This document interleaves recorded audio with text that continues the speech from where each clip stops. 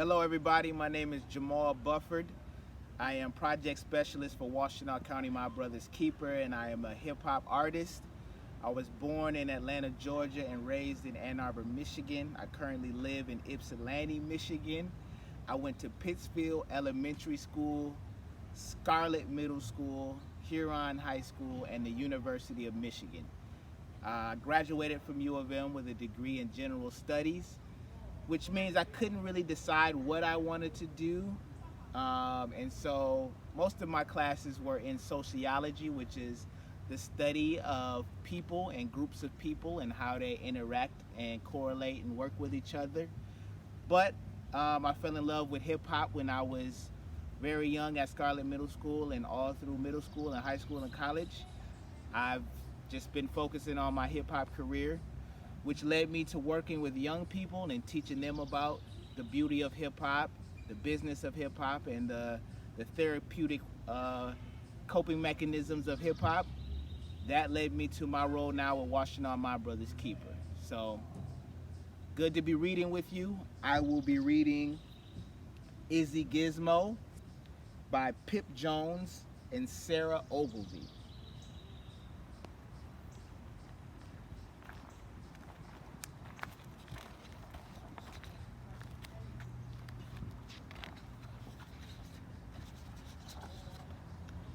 Izzy Gizmo, a girl who loved to invent, carried her tool bag wherever she went in case she discovered a thing to be mended or a gadget to tweak to make it more splendid. Oh, this rhymes, so of course I'm gonna love this book. But trouble with things that have dials and switches is they don't always work. They have certain glitches. The T-Mendus, for instance, did such a fine job till out popped the piston and off dropped the knob. Then they swirly spag Sonic, for eating spaghetti, turned Grandpa's wallpaper into confetti.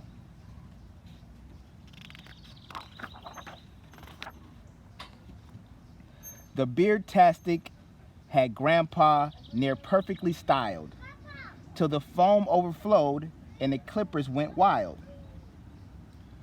Well, Isabel, who was so clever and bright, would get rather cross when things didn't go right. And she huffed, "It's so tough. I've had it. I quit." She kicked her invention and called it a twit.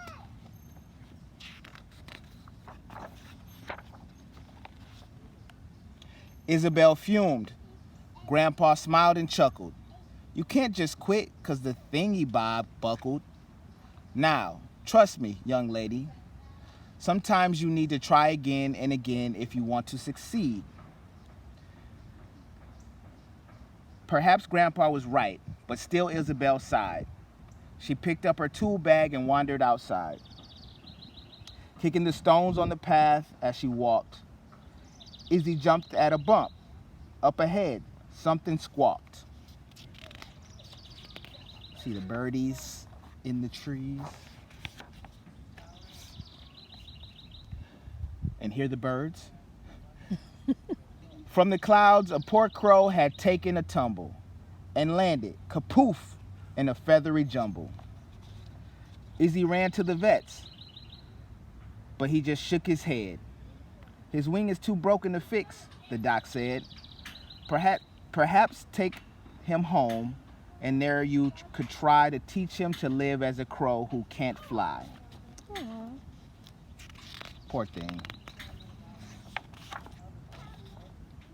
Day after day, Izzy thought she had found something fun for her crow to do on the ground, like digging for worms and racing fat slugs, hopscotch and hoopla, and searching for bugs.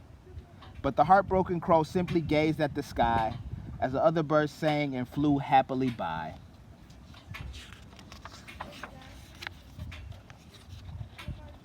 One night, with the crow in the folds of her sweater, Izzy sighed. "Oh, I wish I could make him feel better. I've tried. He won't play. He won't drink. He won't eat. She was so very close to admitting defeat. Grandpa said, Izzy, don't give up on him now. I know you can do it. Just work out how. Then Grandpa passed Izzy her gadgety things, and she knew what to do. I'll invent some new wings.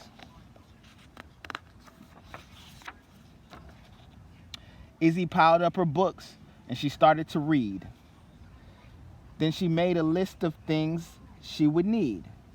She searched for some batteries and old electronics, dismantled a mixer, and the swirly Spag Sonic.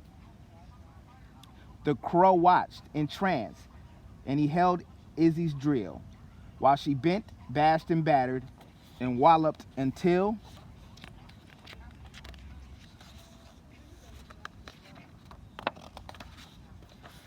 ta-da!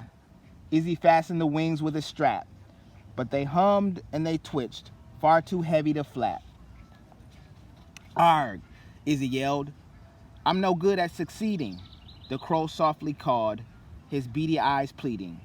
What now? Izzy cried. Try again, Grandpa said. Okay, follow me. And with that, off she sped. Izzy dove in a pond where she borrowed a pump. Then she took from an engine 2 sprockets, a sump. Izzy fastened the wings. They were light. They were curvy.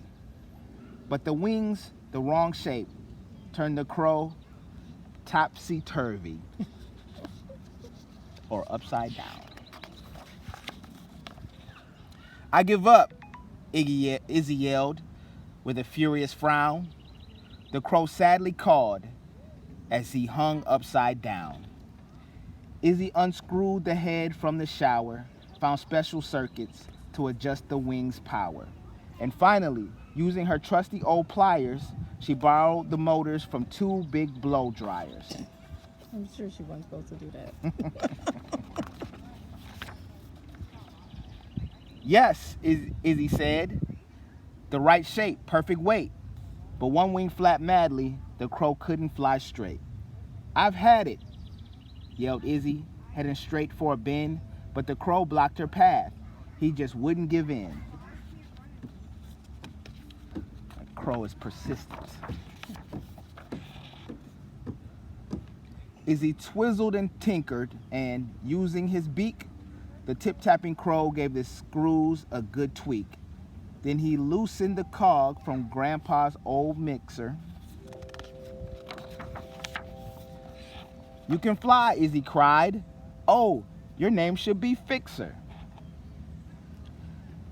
After 2 loop-de-loops, Fixer came into land and stood happily cawing upon Izzy's hand.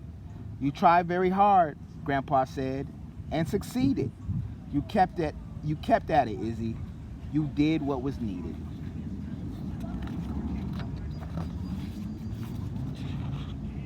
But don't pack up your tools. Your day's not quite ended. A few things around here now need to be mended. Those bikers don't look happy. The end.